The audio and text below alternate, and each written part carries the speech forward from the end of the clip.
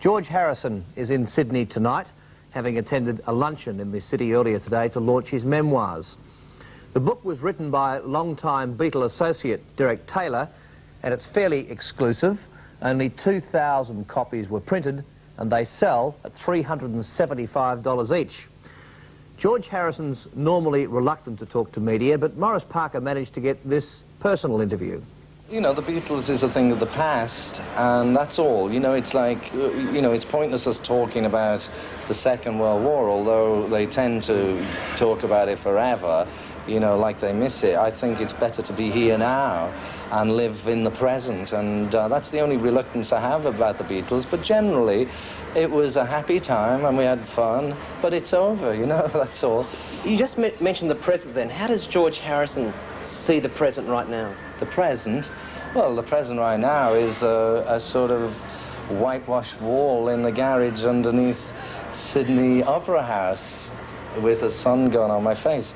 But the present, when I walk out of the car park, will be the sunshine of Sydney and a lot of nice smiling faces and friends, and it's very enjoyable, particularly down here because we don't have cruise missiles in our back gardens. You worried about that? Well, I'm not exactly overjoyed with it, you know. But, I mean, you have to live up there to feel that, because it's sort of like people playing cowboys and Indians in your backyard, you know. It has nothing to do with us. It's just two mighty powers just using us as the excuse to practice, you know, warfare. Would you describe yourself as a legend? I wouldn't. You wouldn't? No. In his own A legend in my own lunchtime, yes. A prefab four, one of the prefab four. There's been a lot of things written about the Beatles, a lot of articles, books, movies, etc. How do you look upon that? Well, it's some of it's good, some of it's bad. You know, it really depends on... I mean, I'm interested in the truth, really. Anything that's honest and truthful, even if it's something that I might not like, in as much as, you know, if there's something that is, as long as it's the truth. I dislike books and articles and things that are written by people who don't know anything, who, you know, just spread rumors and make out that life wasn't exactly as good as it was. What was the biggest lie ever written about the Beatles? Would you know that one, Derek or George? No. What happens is that once people know everything, they begin to invent, so the thing gets really out of control. Possibly the biggest lie was that every time you went into Apple, there was a man in a frock coat who had a basin full of pills, and the guests were all allowed to choose whichever stimulant or downer they wanted. Okay, you've both worked together. Derek, how would you describe George Harrison? We're very dissimilar in some ways. He drives fast cars. I don't hold a driving license.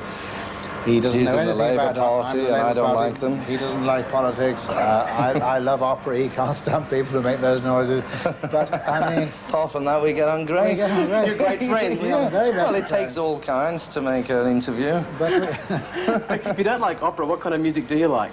I like a lot of music. I like if I was only allowed one kind of music to listen to, I would have to say it was North Indian classical music. That is to say the Ravi Shankars, Ali Akbar Khan, that kind of stuff. If you talk about rock and roll, then rock and roll to me is Little Richard, Chuck Berry, Everly Brothers, Buddy Holly, that stuff. I don't hear music these days, although they call it rock and roll, it's not rock and roll. Or music of Bob Dylan, which has always been my favorite. He said more in one song than the average songwriter said in many lifetimes. That whole Indian influence, does it still affect you? Oh, absolutely, yeah. It'll be with me till my dying moments. Okay, then how does George Harrison see the future? The future now is a good cup of tea in the hotel, and, you know, the future is always the now for me. I just I hope I can continue to live a little bit longer and come more in touch with the reality that lies within us all. Arriving in stores on October 30th is a new LP by the Traveling Wilburys, Bob Dylan, George Harrison, Tom Petty, and Jeff Lynne. It's the part-time group's second album, so of course they're calling it Volume 3. And Dylan, at least, sounds like he's having a very good time on it. He wasn't around when we talked to the rest of the band in Los Angeles recently, but here's what his slightly more talkative buddies had to say. Yes, they're back, rock's most freewheeling group, the Traveling Wilburys. And as their new single, She's My Baby, suggests, Their second album, called Volume 3 for some obscure whimsical reason, is considerably harder rocking than their first, which may have something to do with the spontaneous way in which they churned out the tunes. We actually sit around and write them from scratch as we sit down, and then we record them, like in about, probably within an hour. We have a brand new song from inception to the song being recorded.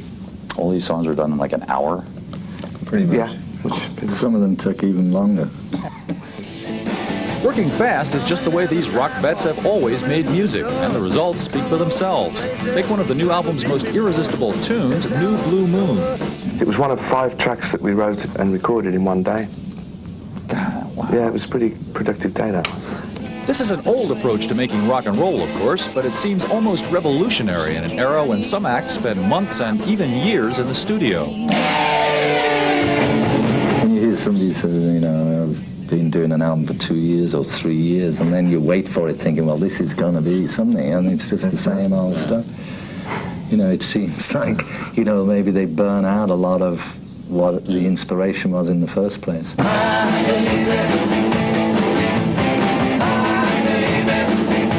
Apart from one song about the sad state of the environment called Inside Out, there are no trendy political songs on the new Wilburys album, which may be a wise thing, at least in the case of George Harrison, whose political philosophy can be summed up rather bluntly.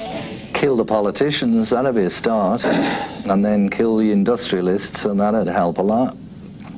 Food for thought there. The big question, however, is will the Wilburys ever tour? The answer, apparently, is no. You gotta go and rehearse and get all that together, and, you know, hundreds of people. It may take the joy out of it a little bit, you know, Yeah. because it's hard touring all the time. Yeah. And we've all done a lot of touring. You could play one show or something. That would be... Maybe. Okay, well, we'll look forward to that. Maybe. The Traveling Wilburys Round 2.